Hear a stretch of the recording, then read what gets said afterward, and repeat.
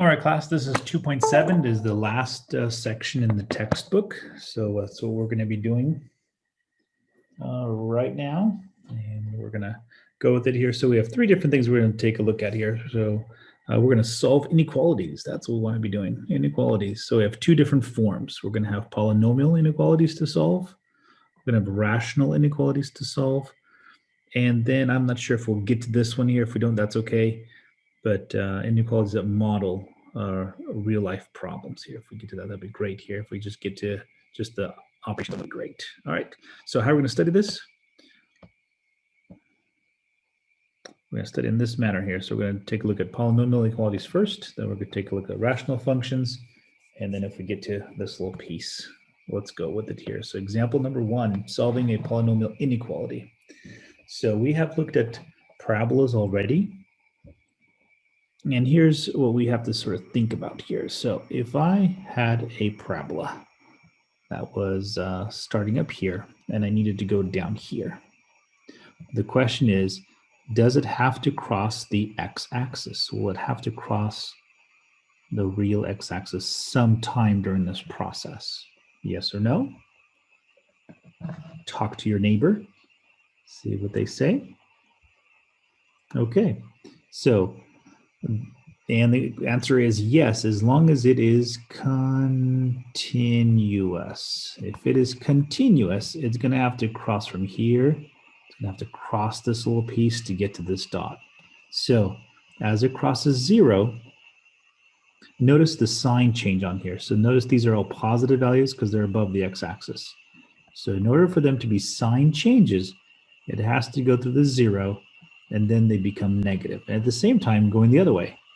If I were to go back up here, try to get to this point right here, I have -4, -3, -2, -1, -1/2. It hits a 0, and then starts going back up to a +1/2, +1, +2. Okay, the only time that this breaks down is if you have breaks in the graph or asymptotes. Remember how we get asymptotes. So if I had something like this, a graph that was going down, and here's my dot there, I can break my graph, or if there's a break in the graph, and I can get back up here. And I can keep on going this way. So if it's a continuous function, it has to hit a 0. There could be asymptotes, and at this point we do have to check whether it jumps to this part. Okay, so let's go back. This is polynomial functions right here. And these guys, we already know them as rational functions. That's what happens there. So let's take a look at both forms. So first things first, based upon this first form, what we're going to do is we're going to say have it equal to 0. We're going to find the zeros that make it go through the x-axis, and then we know on either side it could be a positive or a negative on either side of that 0. So let's go for it here. So I need to know two numbers multiply -6, add to -1. And it is a -3, +2. Perfect. Set each of them equal to 0. And we're going to add 3 here. We're going to subtract 2 here, and voila, I have my 2 zeros. And let's see how this works. So now we make ourselves a little line interval right here. So we can mark where 0 is at. So let's see, 1, 2, 3 would be here. I can go out further, 4, 5, 6. Let's go -1, -2, -3, -4, -5. Okay, so what I'm going to do is I'm going to plant these big dots at -2, big dot at 3. So this is where this parabola is going to actually hit the zeros. Well, we want to know what happens in this interval right here. So notice there's going to be 3 different intervals, up to -2, in between -2 and 3, and anything that's bigger than 3. So we pick test points. That's what I'm doing. So let's choose -5 over here. My experimental point is -5. I'm going to plug in -5 back into my original problem. So there's -5 squared minus -5 minus 6. And the question is it less than 0? So this is 25 plus 5 more minus 6. Oh yeah, that's 30. 30 minus 4 is 24. Perfect. So 24 is not less than 0. No, no, no. But what we want to do is we want to put the sign of this value. So we're going to say, look, positive 24. That means this guy is positive all the way from negative infinity up to negative 2. Now I want to choose a test point between negative 2 and 3, and the best one to choose is 0 because it's so easy to choose. In this case, 0 squared minus 0 minus 6. Is that less than 0? Everything becomes 0 except for the number in the back, and that is true. It is less than 0. That's cool. I'm going to still put the sign of the value. So I'm putting this sign right here. There. That was a positive 24. I'm putting that sign there. And let's choose something bigger than 3. So you can choose even 10. I'm going to choose 10 over here. And notice the bigger the number, the easier I know what sign it's sitting with here. So that's 100. Notice 100, if I'm going to subtract 10 or subtract 6 from that 100, that still is going to stay positive. In fact, I don't even care what this number is. I just know it's positive. And I only care about the sign. So here's what I got. I have positive values up to negative 2. Right at negative 2 hits a 0. It goes lower than 0. Then at positive 3 hits the 0 again. And anything beyond 3, it's going to be positive again. So what's the answer? When is this graph less than 0? Well, it is less than 0 at, oh, let me go over here. Negative 2 to 3. That's the solution set to this guy. Okay, but what I want you to notice is this. With this number line, you could also think about it as a graph, not as just kind of numbers. So if you think about 1, 2, if you think of this guy being a negative 2, think of this being a positive 3, and this is where this parabola crosses these zeros. Hey, this is a upward-facing parabola, isn't it? So it has to go like this. It has to come down like this. In fact, we even know where it hits the y-axis. 1, 2, 3, 4, 5, 6. Right here, it hits the y-axis at 6 and comes back up. Now, I don't know what the vertex is. I'm not interested in the vertex right now. I'm interested in when this graph is below 0. It is below 0 when the x values are between negative 2 and 3. We're good. Okay, I even made a little graph of it. There's my graph. It looks like it hits, yeah, there's my negative 6 that it hits. But notice, we're interested in this interval right here. We're interested in this interval from negative 2 to positive 3. And so my answer, there it is. Okay, next one.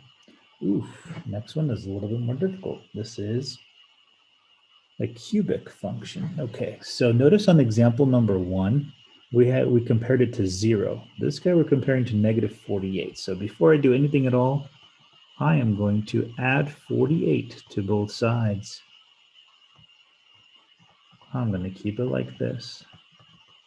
So what I've done is by adding 48 to both sides, I get to compare it to 0 now. And now I'm looking for sign changes only. If I kept it originally, then I'll be in real trouble because I have to compare it to 48 or negative 48. Okay, so let's start off. Now this is what it looks like for example number 1. Let's set it equal to 0 because that's what we're interested in. When is this guy equal to 0? And we start solving. And we could solve this by P over Q. That's one option. We could solve it by, oh, hold on, remember factoring way when we got first started, I think in September. You could do this by the grouping method. Either way, it's going to give you the exact same, as long as you do it correctly. It'll give you the correct answers here. So I'm going to do the grouping method. Grouping method was 2 parentheses with the plus in between them. And the first 2 terms go inside the first parenthesis. The second 2 terms, and don't forget the little minus by the 32 goes inside the second parenthesis. And what gets out of this is an x squared, leaving us with 2x minus 3. In order to make these two parentheses exactly the same, notice I have a little 2x here. I have a negative 32 here. In order for these parentheses to be exactly the same, I would have to pull out a negative, looks like negative 16 out of this. That's what I'd have to pull out. Okay. So now that our two parentheses are exactly the same, let's pull that out, leaving us with x squared minus 16. And now we can factor this guy down. That's a difference of squares, so a plus 4 and a minus 4. Voila. Okay, so my interval. Here's my interval. That's my 0 marker here. So 1, 2, 3, 4. There's my 4. Put a big O dot right there. That's when it hits the 0. And also 1, 2, 3, 4 the other way. Okay, and then we have this little piece right here. So there's my negative 4, my positive 4. And this one, if you need to solve it for 0, you can still set it equal to 0. I'm going to add 3 to it, divide by 2. And how about 3 halves or 1 1/2? So I got myself a little point right there.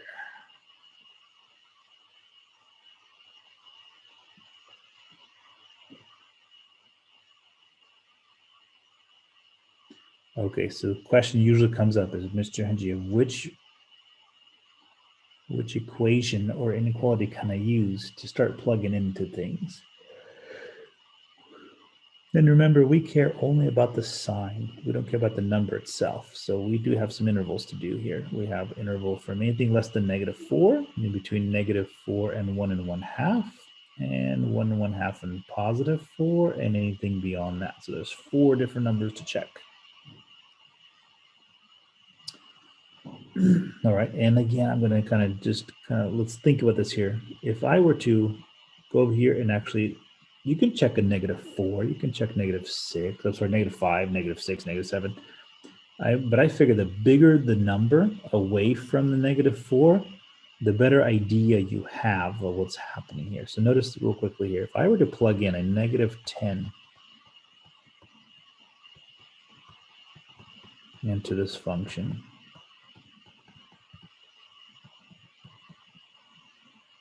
okay, so really, which one am I using? I like to use the one that's set of inequality, the set equal to 0 or set to 0. That's the one I'm using right there. But I'm really just trying to get the sign of this value here. So let's think about this here. If I were to take negative 10 to the 3rd power, this is going to be negative 1,000 times 2 is negative 2,000. Notice with that big number there, there's no way that any of this stuff, what is this going to be? This is 300. This is negative 30, 330 plus 48. Notice that that is so large of a number here. So the other stuff can't compare. You know this guy has to be a negative. Right? I don't know what the number is exactly, but I know it's a negative because nothing can compete with a negative 2,000 there. Okay, a number between negative 4 and 1 1/2. Well, if you can't choose a 0, use a 0. And if you're to plug a 0, that should be 48. So I know it's positive all the way from negative 4 all the way to 1 1/2. All right, now the tough part begins here. I got to choose a number between 1 1/2 and 4. And I heard someone say 2. Let's do that.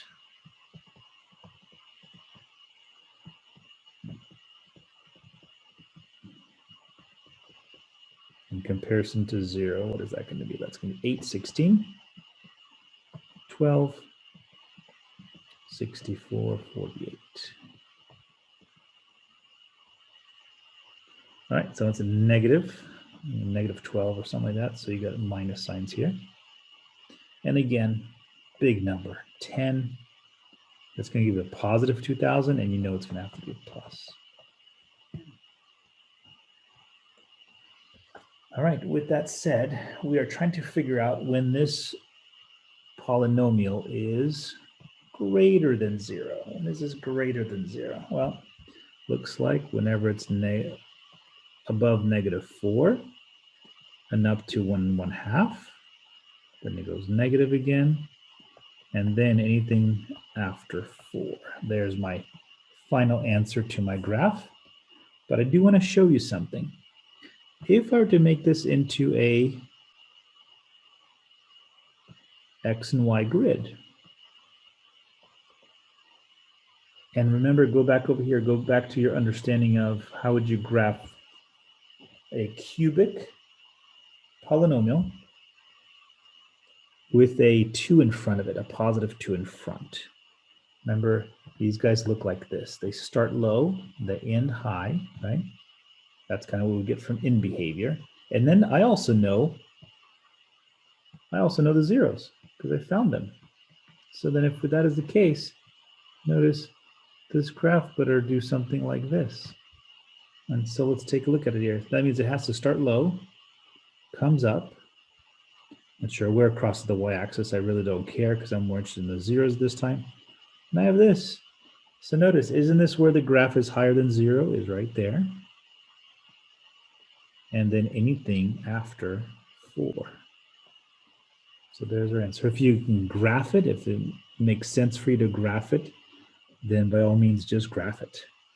You should, or if you don't know how to graph it, then use the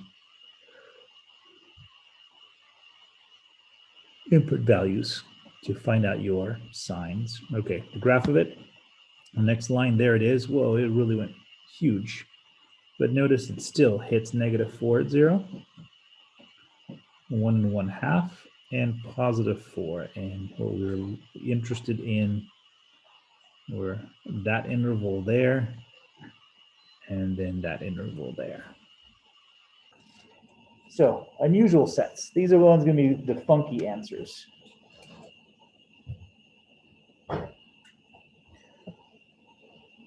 So we set equal to 0 like we always do. And then we try to factor two numbers. Two numbers multiplied to 4 adds 2.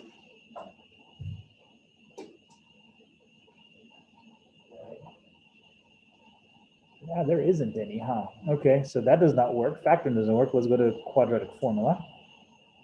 So -b plus or minus the square root of b squared minus 4 times a times c all over 2 times a.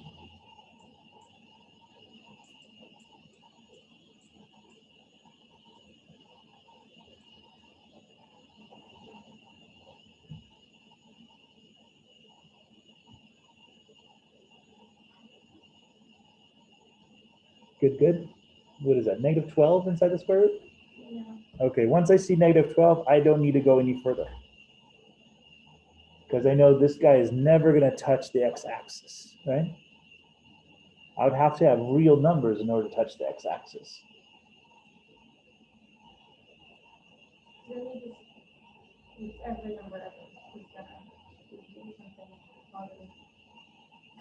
Perfect.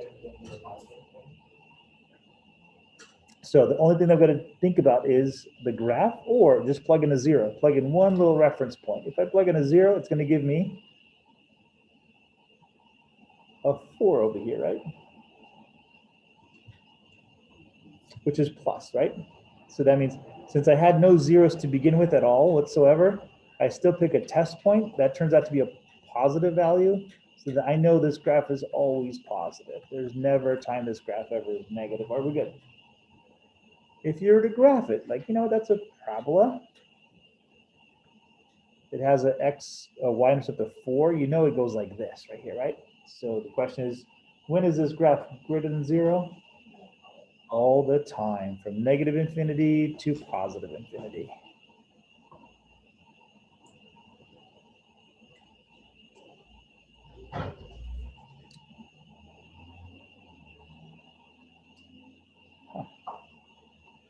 Okay, let me switch it upon you. Let me switch it on you guys just real quickly here. How about B? I'm going to change B. I'm going to go like this.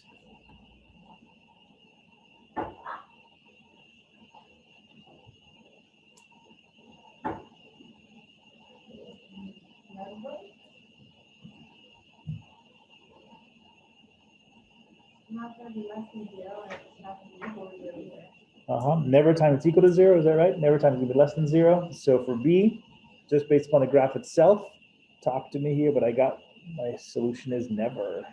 So if it has imaginary numbers, it's always above the zero. Say again? If it has imaginary numbers, it's always above the x-axis, never below. So let's go with it here. If it was a negative right here, Abe, if it was a negative right over here, then if all these were negative, then everything would be just below zero. If it has an imaginary numbers, it just means it does not cross.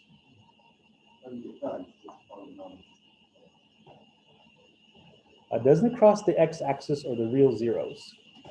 Yeah, it crosses an imaginary zero, yep, with I, but not a real zero. And the x-axis are real zeros. So this one right here, you can say never, E-N-E-V-E-R, ding, ding, ding, ding, ding. Or you can put this little zero with a slash through it. That means no set whatsoever. There's no set here. Okay, good there with B? And let's jam with the next one here. So let's change this guy to C then. This will be our C example here. X squared plus 2x plus 1 is less than or equal to 0. Let's take a look at this guy.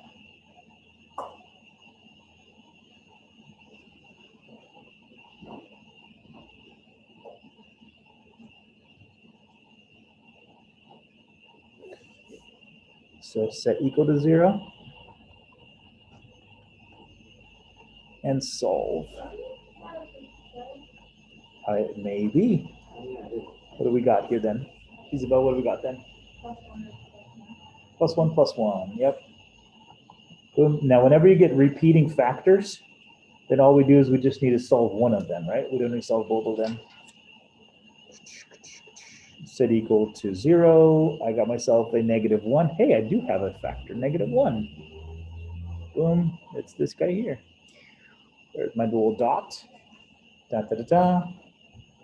It's only one dot, though. I know it's a parabola. So let's do tests real quick here. Let's test this side.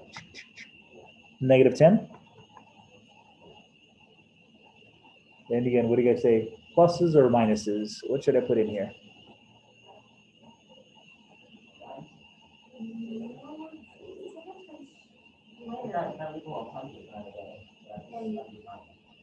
Let's see, it's going to be 100 right away over here, right? So it's -10 times -10 is 100. So whatever the 20 does over here, who cares? It's still a positive 100 over here, right? So positive sign?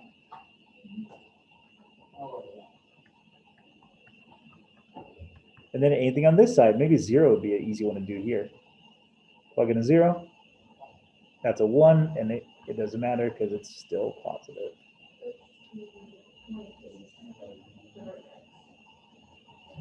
Oh yeah, the graph goes like this then, huh? It comes down like this, and then comes back up, right? It hits the 0 at one single itsy-bitsy spot. So question here is this. When is this graph less than or equal to 0?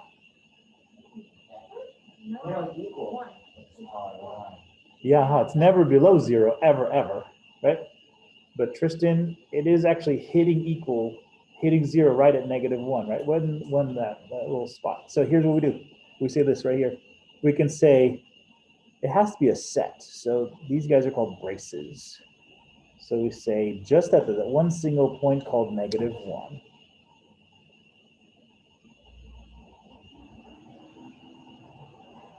Okay, good there. Boom. Tristan, question? So when do we use braces? Braces, if you have a single point. So let's do some other ones here, just based upon this. I got a D answer, E answer, and F answer. We'll do those. So give me the answers to this, because this will be interesting. That one.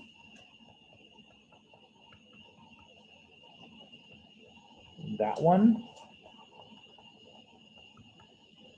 And that one. So think about it here. Give yourself a little bit of time here. I want to know, based upon that, give me the answers for D, E, and F. And those are all our unusual ones right there.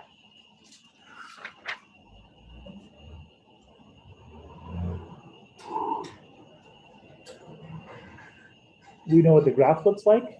We know what values we're going to get already here.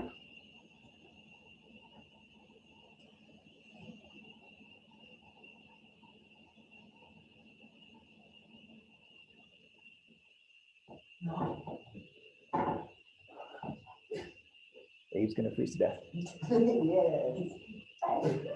Yes. So for C, everybody okay with C? We got one individual answer for C. For D, when is this parabola less than 0? Never. Symbol for it is 0 with a slash through it. There's my answer for D. E, here it is, the same exact parabola. When is this parabola greater than 0? Ooh, yes, except for -1. So here's the way we write it. We say it works all the way from negative infinity. It works all the time until you get to -1. Then there's a break at -1. And then it starts working anytime after -1 all the way to positive infinity. So that little itsy bitsy break right there at -1. Can we not write all the you want to try out? That's the way the book does it. That's the way it's going to be seen in the back of the book. So if you want to write all real numbers except x equals -1, that's fine. Then you have math symbols for it. Here's your math symbol as we get into higher mathematics and we become more lazy.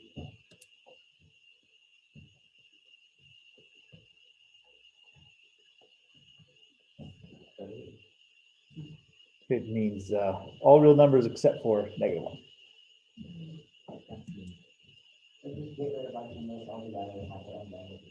Oh yeah, in trigonometry, was it last week? We were solving a problem and it didn't have a single number inside there. We just had values.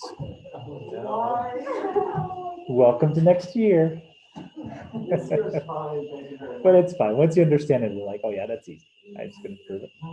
Okay, F. What do you guys say for F? When is this graph going to be greater than or equal to 0? Always. That's like the other graph. Boom. So there's your unusual graphs. There's your unusual answers or unusual solution sets right there. Boom. I want to ask you guys here. So before you guys come to class, do you at least flip open 2.7, just kind of thumb through it just a little bit, just as like, oh, that's what I'm going to study? No? Yeah, okay. I suggest if you want to do that in the future, I think it would be a good thing to do. Just because your mindset is going to be like, oh, I got this. It's kind of difficult for our mind to step into new situations and all of a sudden everything's new and then you didn't see it before or anything, right? And then your mind is working almost like overtime, at least sometimes to keep up or sometimes to understand the information.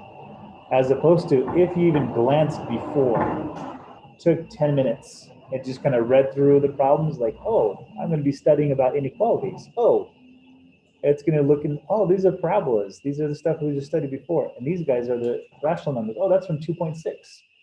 Even with that coming to class, it's totally different vibe, totally different change there.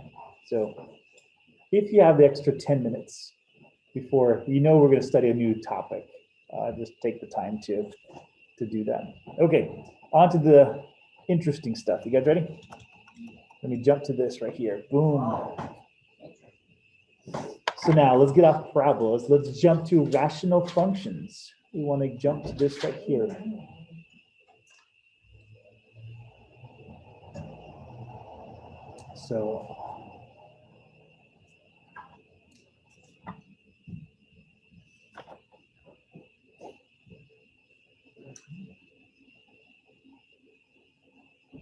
So for this one, first of all, it's not set equal to 0. That's one thing that's a problem. Second of all, it's not even a parabola. Okay, so we've got to deal with that. Ooh, thirdly, hold on. Is there a time where this graph breaks? When? When is this graph going to break? When is this? At 5, huh? Okay, so we have this little scenario happening. Is that this guy could be below, and when the break happens, we don't even know what's going to happen on this side. It could be that it's plus. We're good? Because we have there you go. Yep, has a vertical asymptote. So we don't know when this guy's going to appear when we do that. So we got to keep care of that one. Okay, so let's go with it here. First things first, I still don't like the 3 there. So let's do this here. Let's subtract 3. Let's start comparing things to 0 as opposed to. So -3.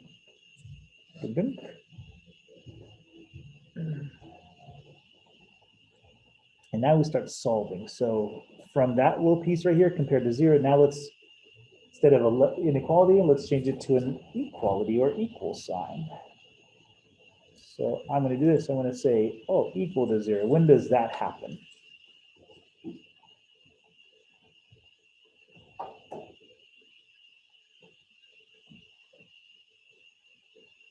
And what we do here is we get common denominators here.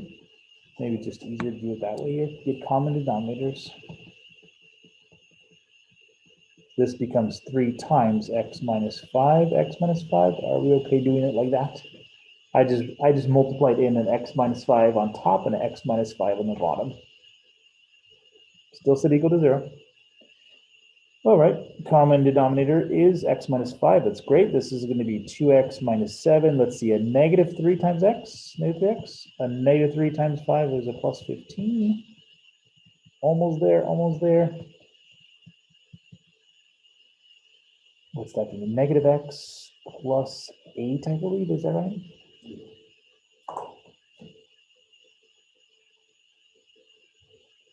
Why are you able to multiply by x minus 5 without multiplying anything else? It's like getting common denominators in pre-algebra.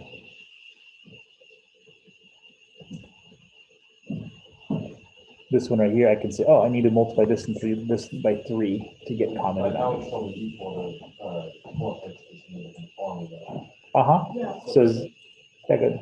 So how is x minus or 3x minus 5 equal to 3 over 1?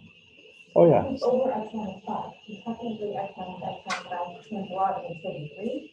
Oh, okay. No problem. That's perfect. Yep. You guys, please ask me the questions. That's why we're here. You guys, this is awesome. Okay, first things first, let's go with it here. So I see this little guy right here. So I look at my little interval here. If I want to put this down too, that's fine.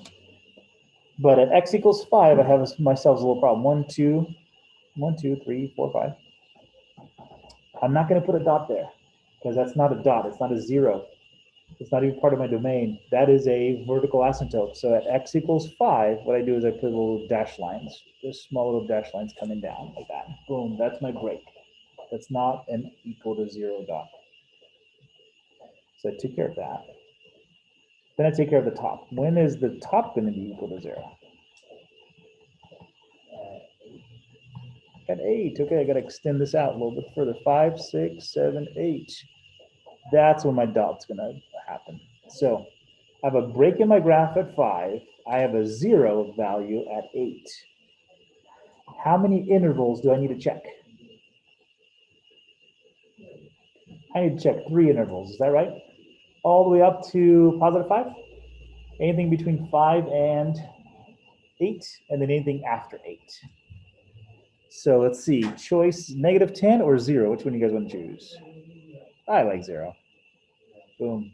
And so let's choose.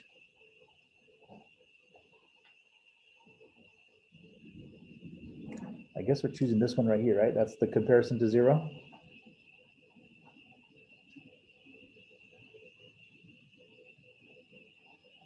We could actually even choose, if we wanted to, we actually even can choose this one right here, right? Because everything is equal to, everything is, we're saying this little function right here. We could even do that if we liked.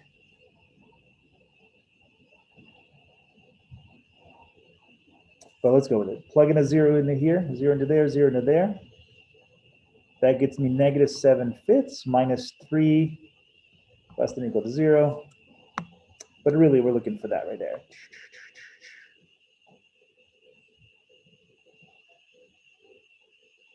Is that going to be above 0 or below 0?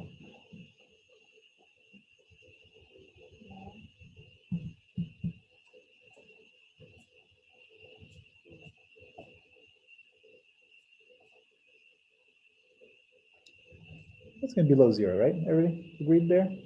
Yeah, it's negative 1 and 2. Mm-hmm. So it's like between, yeah. Mm-hmm. Trying to think something here real quick here. Let me check here as I'm doing this. Oh, that's right. I'm looking at something else. Okay, that's gonna be below 0. So this is minus, minus, minus, minus, minus, all the way up to 5. And then a number between 5 and 8. 6 is good. Test point 6. So let me erase this. Let me put a 6 inside here, a 6 inside there. Nice. I like when it turns out to be 1 on the bottom here. So let's see what this is. 12. 12 minus 7 is a 5. 6 minus 5 is 1. And I'm looking at that right there. Positive 2. That's cool. I got a plus plus on my hands. Plus, plus, plus, plus. And then I go anything higher than 8.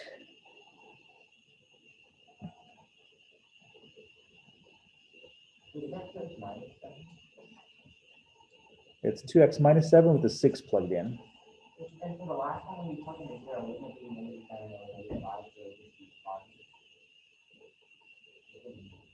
Oh, that's right. Okay. Yes, that's right. And it turns out to be a what, positive 1 something, still negative. Yeah, that's right. I treated it as a negative. Okay, this one right here. I don't know. I'm gonna plug in 100. That okay?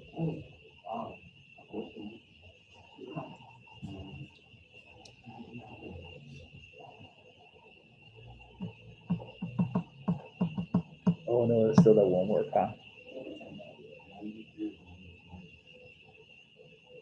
Still a negative, isn't it? Still a negative because that 3, it never gets beyond the 3. Okay, if I plug in a 10, okay, it won't move that crazy. Let's plug in a 10. 10 into there. 20 minus, that's 13 on top. 10 into there. Still under, right? Still a minus. So minus, minus, minus, minus. Okay, with that, let's go with it here. This is going to be negative infinity. I'm looking for when is it less than or equal to 3. Ooh, this is the first time we have an equal sign here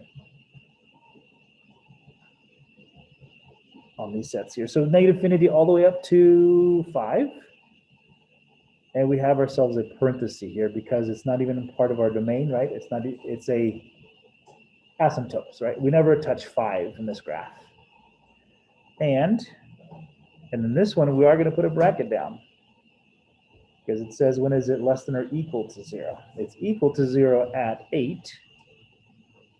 And then it is less than 0 the remaining time. And there's my final answer. Are we good?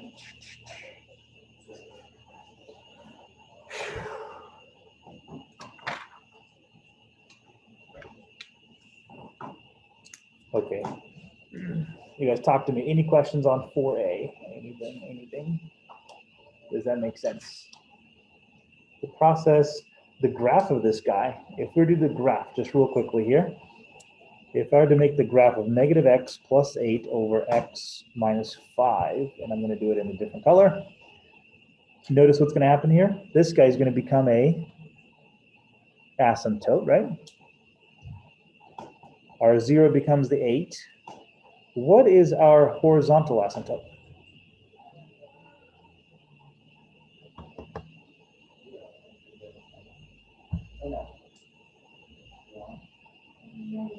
Negative 1? Because they're both degree 1, right? They're both exactly the same. Then you go leading coefficient, negative 1 over 1. So then I have this right here. In order to make this work, this graph had to have been below 0 all this time. Went like this. Had to start off high, cross the 0, and turn. So when is this graph less than 0? Here, right? And then starting again up to 5, right? Up to 5, and then again, it starts high after the asymptote, hits the 0 marker, then goes lower than that for the rest of the time. Okay, if you guys have a homework question that involves this, let's skip this one here. Let's see. Oh, I did skip it. Okay. Then we end. There's my graph of it right there. Just I graphed it just to sort of see it. Here's my 8. Here's my 5 right inside here. This is asymptote. And that's where we go. Figure those out. There's a there's a profit revenue function, kind of like where it's used at. If you want to look at that, it's example number 5. We won't cover that though, and we'll go from there today. All right, guys, enjoy the rest of your day. We'll come back with homework questions on Wednesday, test on Friday for sure.